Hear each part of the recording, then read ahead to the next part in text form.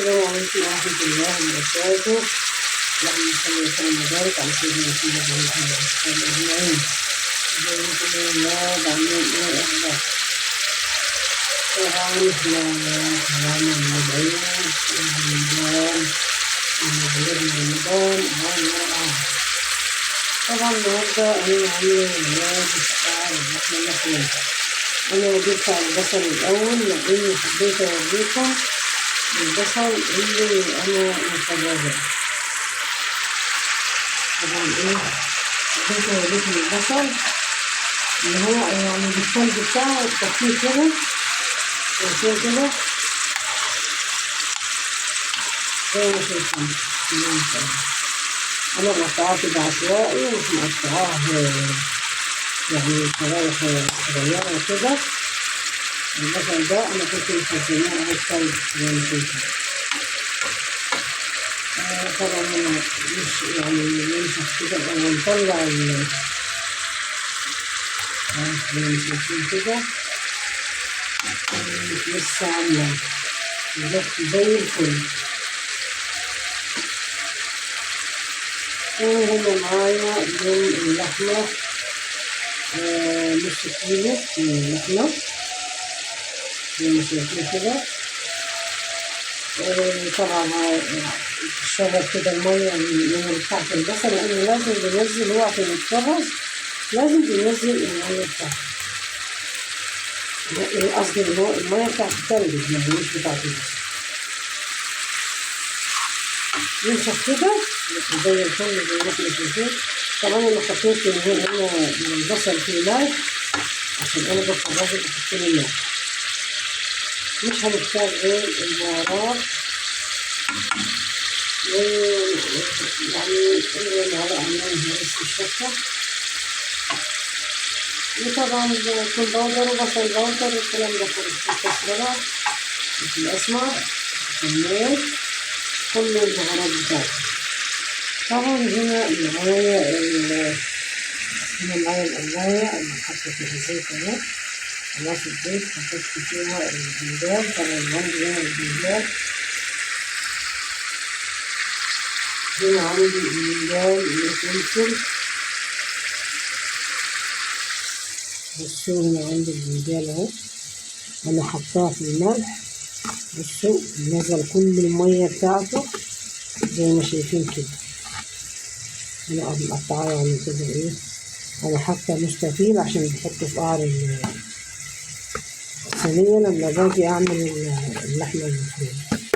هنا عندي بطاطس برضو حطاها في المية بملح. طبعا محطش خل لانه هي مش عاوزينها مقرمشة، لان هي هتبقى في الصينية معانا علشان نعمل مسقعة اللحمة المفرومة. وعندي فلفل برضو اللي هو العادي الأخضر ده. معايا عندي فلفل يا جماعة اللون الأخضر ده. يلا بينا نشتغل كده مع بعض اهو. عشان كده خلاص كده مفيش المية بتاعت التلج راحت. أنا حاطة سمنة لأن الزيت بيبقى رمى في الحاجات اللي بنقليها، وأنا حاطة سمنة للعصير.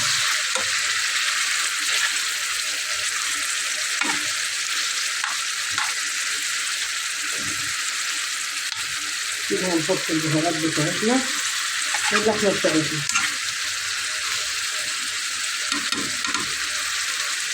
هنزينها مع بعض يا حبايبي.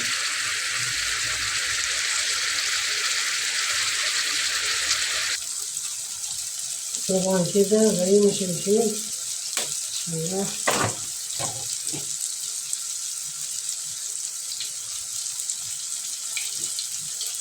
هنحط بقى البنجان بالصف دي. المفروض البطاطس في الأول بس يلا كله هيتقلب مش مشكلة.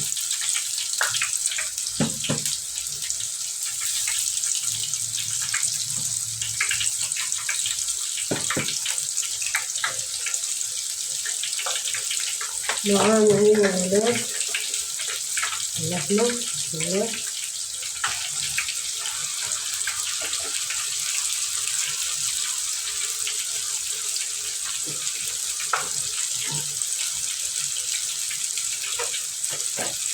نحط المصادر كلها.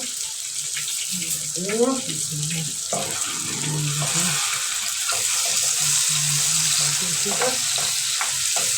كده كده كده زي ما بصوا. في ناس كتير بتخاف من البصل ما بتخزنوش، بتخزنوه وانتم مش مقلوين كده، وعلى المسؤولية ربنا قبلنا. بس في حاجة عليكم، اليوم يكون في البليزر بتاعك بيفصل أو بتجيب التلاجة يعني كده مش شغلهاش يومين ولا حاجة، لأن البصل ده ما يتفصلش عنه أي البليزر يبقى زي ما هو، يبقى شغال بنظام ما يسيبوش إيه.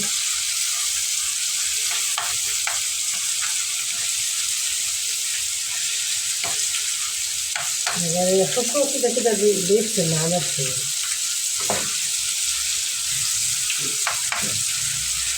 نحط الماء كده عشان ايه البصلة بتاعتنا متستواش قبل اللحمة.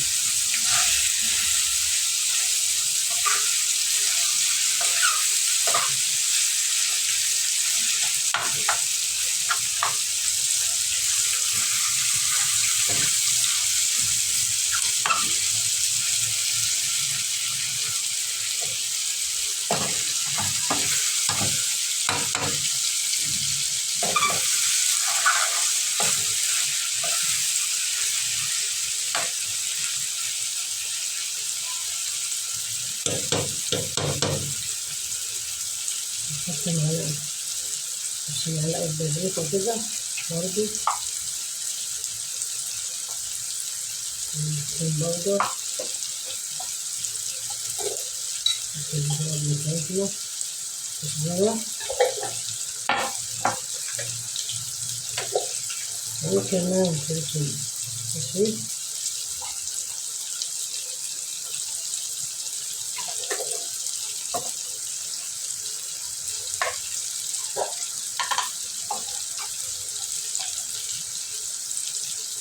بودر.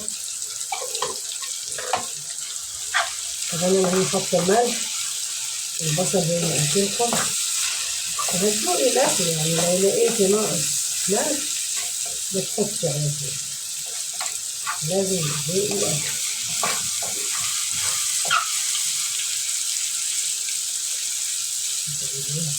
خالص متخليش أي حاجة من اللحمة متقطعة.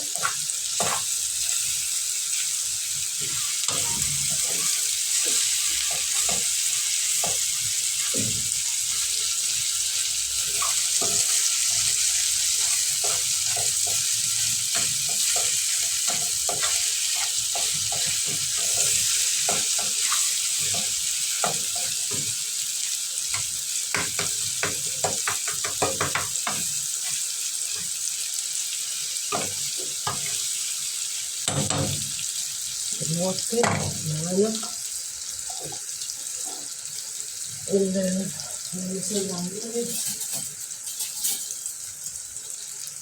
البطيء بتاعنا محمر ماشي دايما تحط الملح ميشربش زيت ويطلع طعمه حلو حتى لو هتاكليه من غير أي حاجة.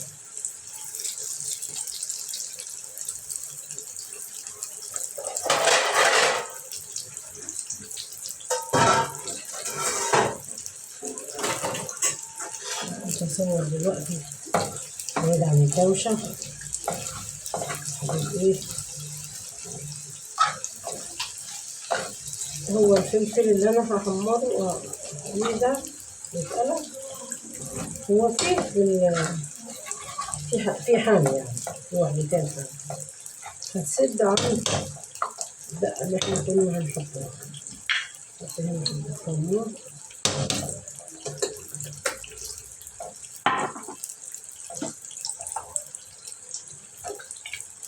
برضه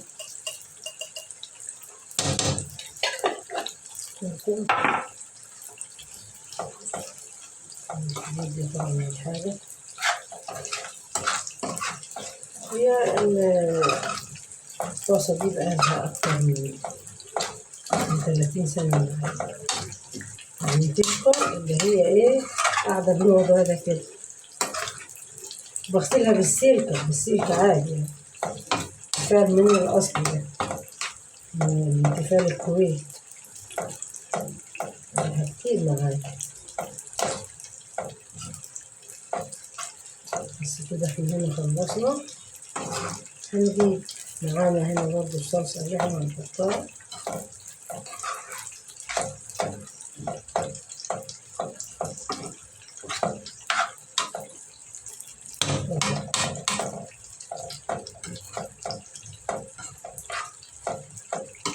كده العصاج بتاعنا بتاع اللحمة المفرومة كده جاهز. نحط برضه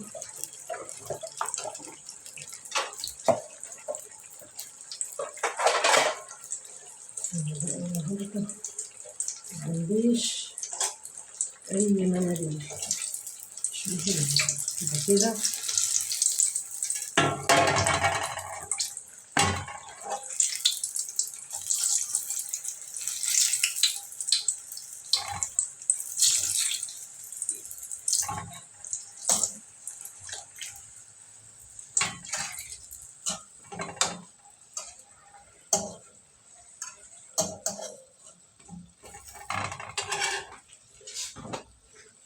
نحمر البطاطس. أنا نسيت وحطيت إيه بقى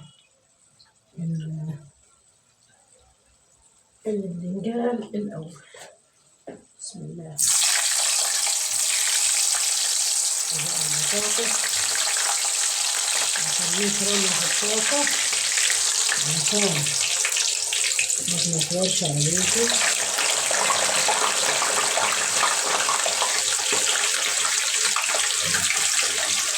احنا كده طلعنا كده.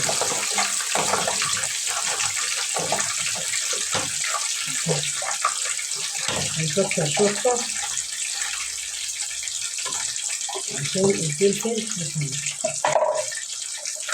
نقفل بقى معانا البتاع بتاعت المربى دي. لا دي بنستخدموها مترموهاش. لما تجيب مربى لأولادك ما ترميش الولد اللي هي بتاعت المربى دي كده. نحط فيها البهارات برضه كده. مفيش حاجة بتخص.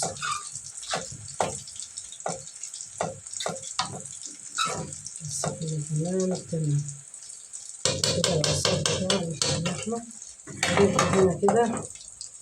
بسم الله.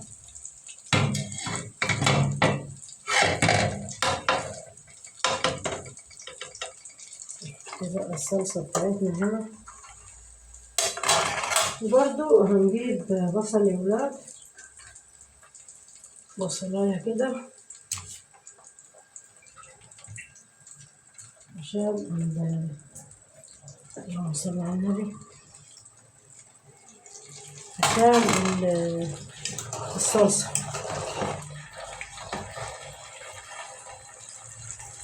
وبعدين ده اختياري. أنا بحب أعملها بالبصل عشان تبقى طعمها بتبقى تحفة. أجيب يعني بصلتين كده مش كتير.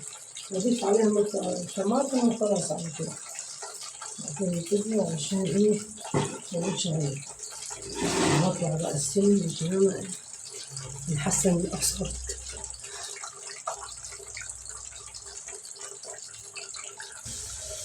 طبعا يا جماعة أنا كده خلاص الصلصة بتاعتنا. أنا حمرت هنا البصلة بسرعة مكترتش يعني بصلة واحدة. وهنا حطيت بابريكا وحطيت فلفل أسمر وحطيت بصل بودر وثوم بودر ومعلقة سكر وحطيت الملح بتاعي بس كده. بعد كده الصلصة اللي احنا هنحطها على المسقعة بتاعتنا باللحمة المفرومة.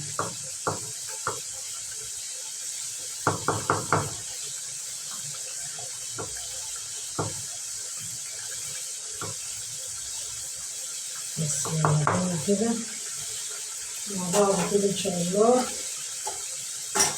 لما اجي ارص الحاجة تاني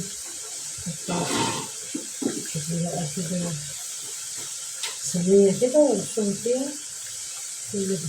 بدل معايا الفلفل يعني نخلص القلي كده معانا مع بعض عشان الفيديو كده استوت الصلصة مع بعض كده الولاد لغاية ما الدنيا الكلمة.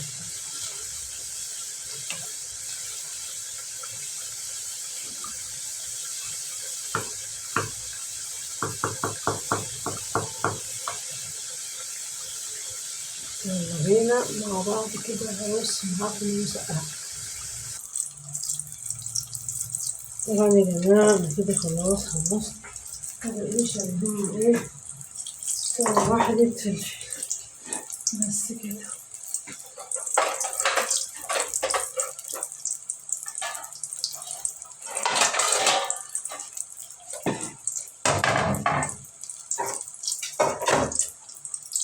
لأنها حمصت ايه مبقيش ورق اللي هو بتاع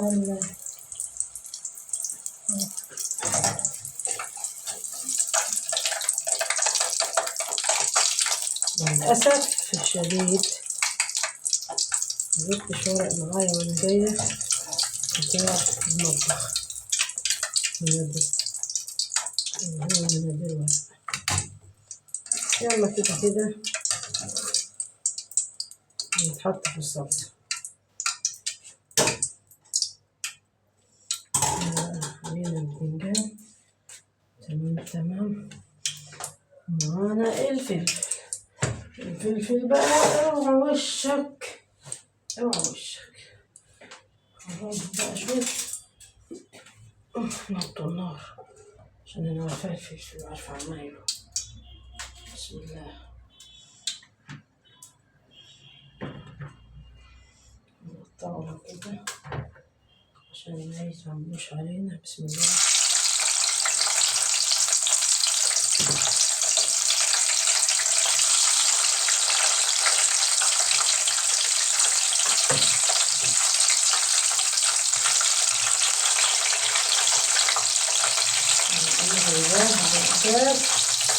الفلفل بارد حامض عاد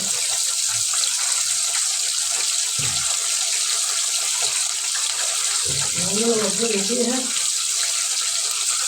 بتاعت الفلفل.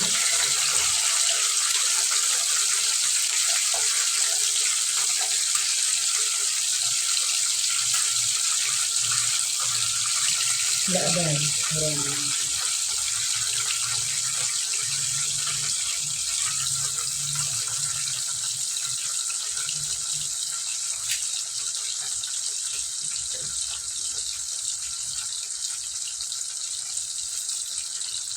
دايما يا بنات وسط النار علشان لما تكون في الفلفل زي كده انا كده بس موطيها على مفيش بس ده كفاية. عشان كده عبال ما خلصت المواعين اللي عندي الحمد لله.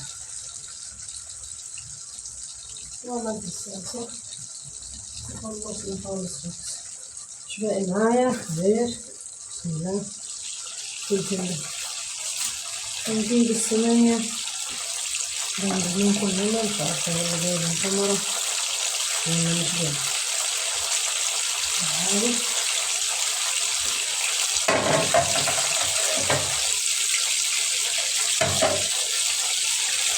يا ترى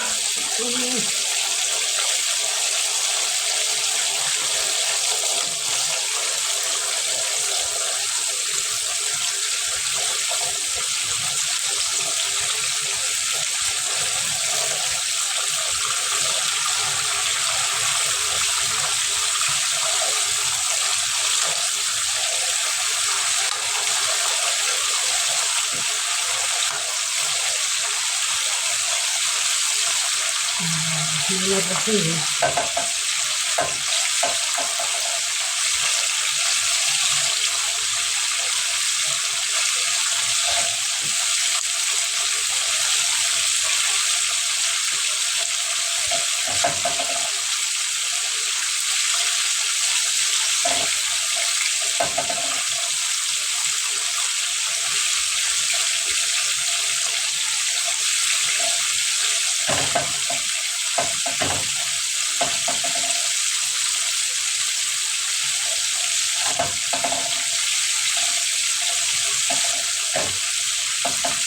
نخلي واحدة بطاطس، واحدة قصدي البنجان، واحدة فلفل عشان تدي البطاطس لوحدها.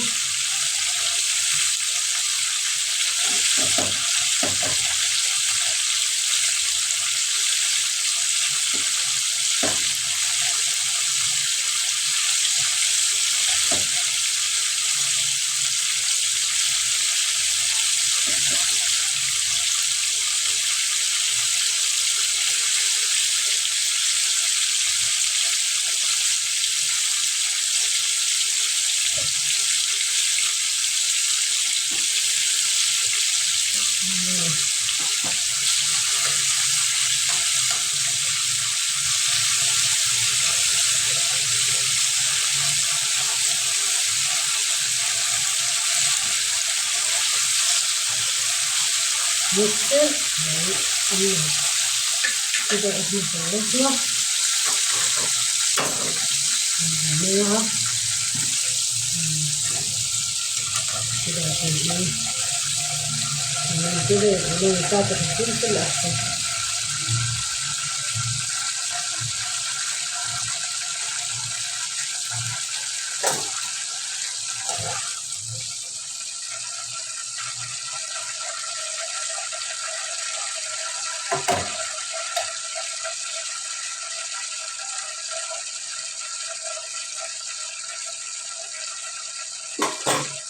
وهذه انت كده بعيد عن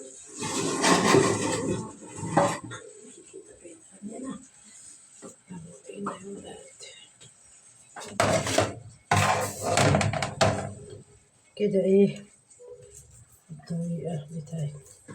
هنحط نص البتنجان والفلفل زي البشاميل اللي احنا بنعملوه على طول، يعني زي البشاميل بالظبط بالظبط كده، يعني هساوي النص والنص كده. نحط اللحمة. الله، عارفين انا كنت عاوزة ايه؟ استبدل الصلصة بالبشاميل، كانت هتبقى تحفة روعة. وكمان كنت هجيب مرة تانية إن شاء الله أعمل معاكم كده مرة تانية بإذن الله.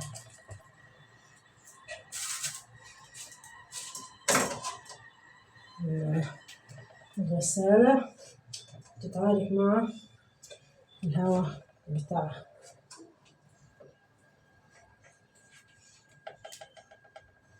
عشان سخن بس فوق مرة كده كده. هنسوي لها يا حبيبي،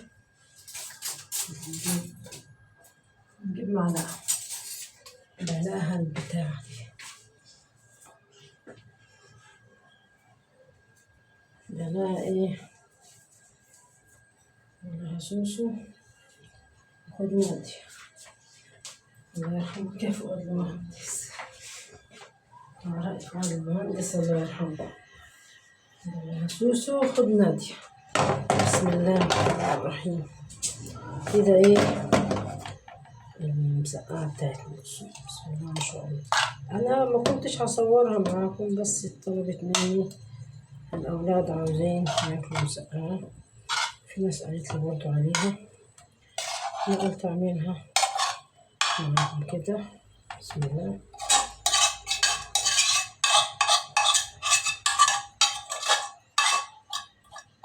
طبعا التيفال ده يا جماعة الأصلي ما بيطلعش حاجة في الأكل يعني صراحة. أي حاجة في الأكل ما بتطلعش.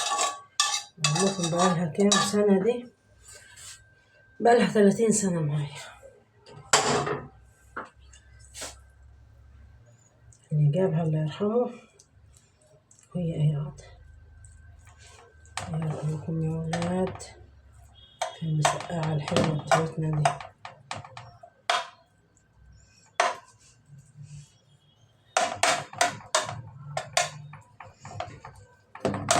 مرة تاني كده هستبدل لي بس نفس الطريقة كده، وهستبدل معاكم بدالا من بسم الله، بدالا من الصلصة هيبقى ايه؟ بشاميل.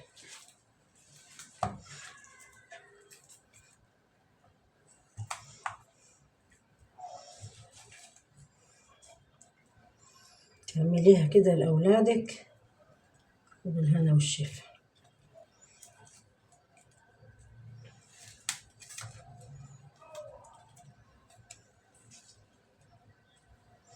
أنا حاطة معلقتين سمنة علشان ميبقاش فيه زيت كتير في الأكل. طبعا البطاطس زي ما شايفين أنا مقطعاها عشوائي، مقطعاها لأني كنت تحت وكنت نازلة تبقى في مشوار، يعني قصدي كنت في مشوار وجيت مستعجلة قلت يلا يلا.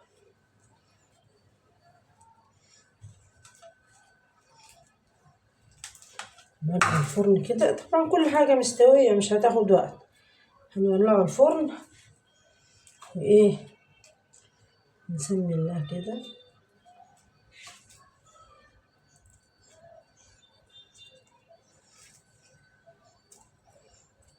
ولا أحلى من الطبيخ بتاع اللحمة.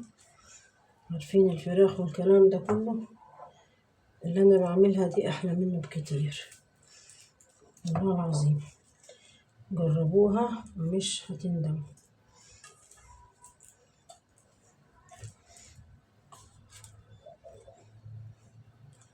ويا سلام لو تجربوها. استني بس أنا أعملها الأول عشان إيه ما تدعوش عليا. استني أعملها بالبشاميل عشان ما تدعوش عليا. بس هتبقى تحفة، عارفين هتبقى تحفة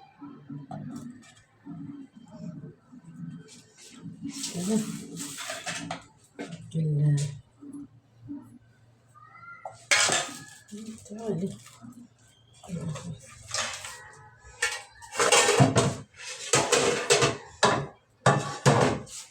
بس كده.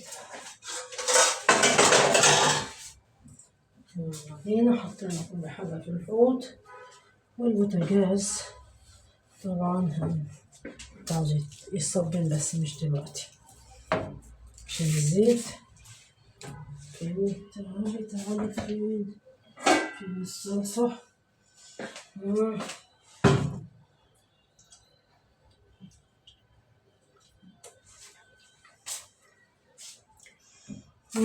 تحفة تحفة يا ولاد تحفة. بسم الله الرحمن الرحيم.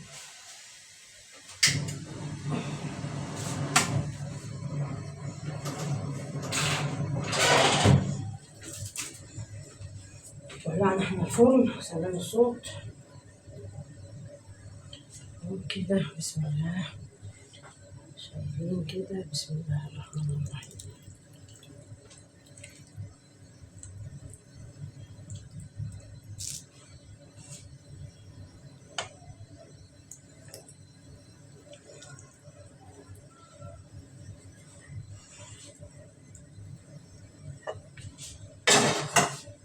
كده نكون خلصنا. بسم الله الرحمن الرحيم.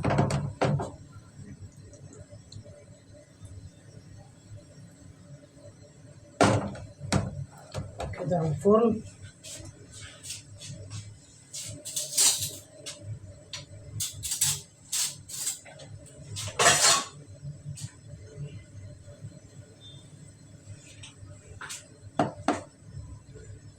بحط السكينة عشان القعر بتاع الصينية يبقى فيه من الصلصة بتاعتنا.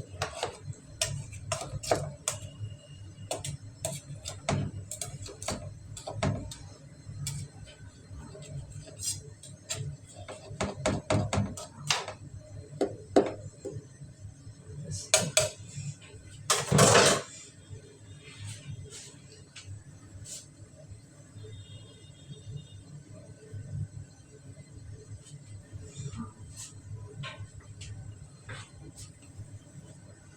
يلا بينا نحطها في الفرن يا ولاد على الشبكة فوق.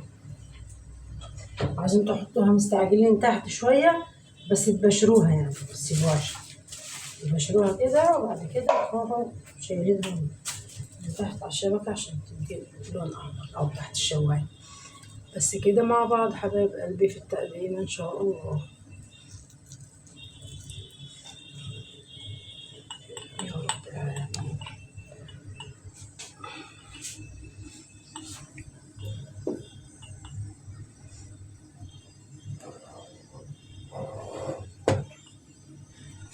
والفلاشة الفصل بتهيألي إنها فصلت. لا مش فصلت.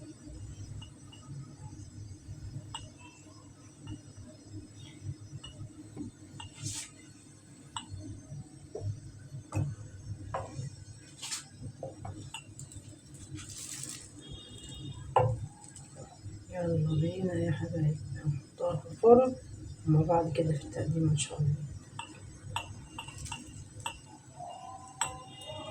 الله أكبر، الله عظمة الكبير. طبعا يا جماعة الصينية ما شاء الله ما شاء الله. طبعا محمد ابني كالعادة سمع الفكرة، وايه رأيكم على الفكرة دي؟ بصوا بسم الله ما شاء الله، أحلفني نحط لها جبنة موزاريلا، نحطها بقى على النار جميلة. بسم الله ما شاء الله، أنا بحبها كده والله العظيم. أنا بحب الجبنة الموزاريلا بصراحة. ما صدقت قال لي، قلت له بس كده حاضر مش هتقول لأ يعني. قال لي هتقول لأ يعني يا ماما؟ قلت له لا مش هتقول لأ يا حبيبي، أنا هعمل لك انت كل حاجة انت عاوزها. كمان هتبقى تديها مطة تبقى تحفة. رأيكم يا ولاد؟ احطها السيحة انا كده الجبنة ولا عليها الشعلة اللي فوق كده، خليها كده ايه تاخد كل الصينية معانا. خلي واحدة الفلفل دي عشان تسيح عليها بس كده. يلا بينا اشيلها على الفرن على الشواية كده زي الفل.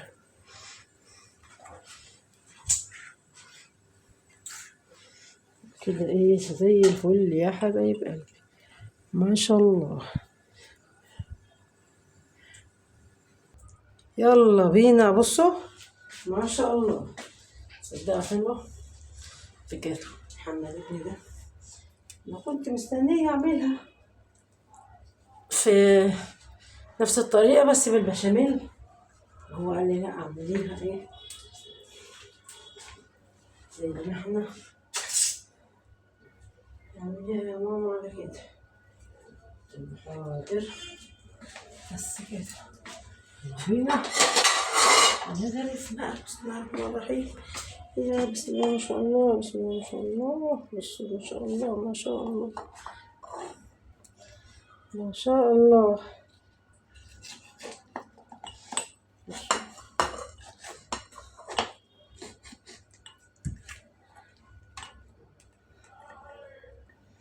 الجبنة مسيحان الجبنة. بسم الله الرحمن الرحيم. امسكها كده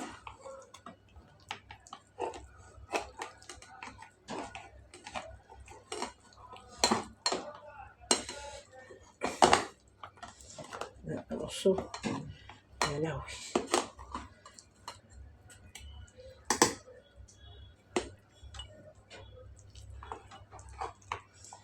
أنا سبتها كده. بصوا بسم الله ما شاء الله.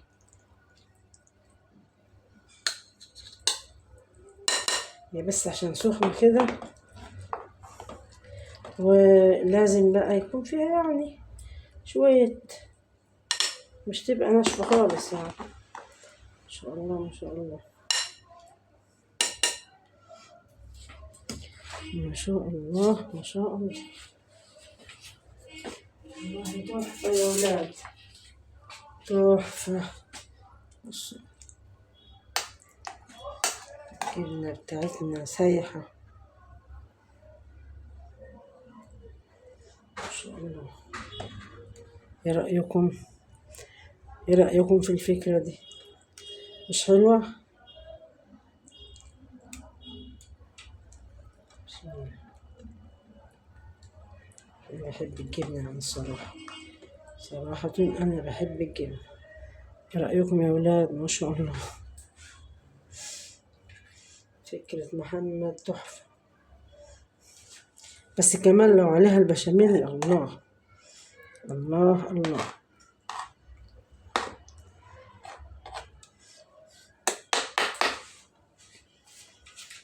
الله الله.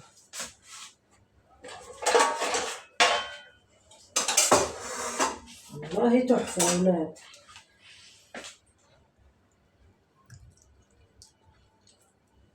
ولا الطعم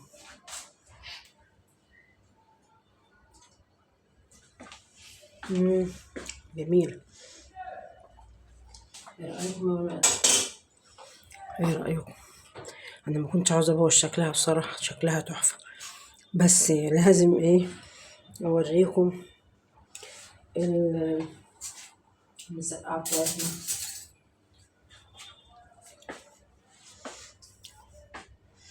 ايه رأيكم؟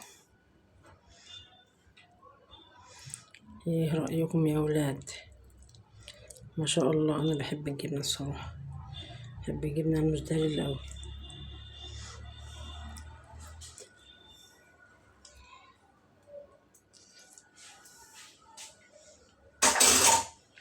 تحفة ملهاش حل الصراحة. ايه رأيكم يا ولاد؟ ايه رأيكم؟ قولولي رأيكم في التعليقات، ولو تعجبكم اعملها لكم تاني وتالت. اتمنى تعجبكم كده المسقعة دي باللحمة المفرومة والجبنة الموزاريلا، ودلعتها اخر دلع. بصوا بسم الله ما شاء الله. اتمنى تعجبكم يا ولاد، واتمنى يعجبكم حبايبي، وفي حفظ الله ورعاية الله يا ولاد. بصوا بسم الله ما شاء الله. في حفظ الله ورعاية الله، ومع ألف سلامة يا حبايب قلبي. في حفظ الله ورعاية الله.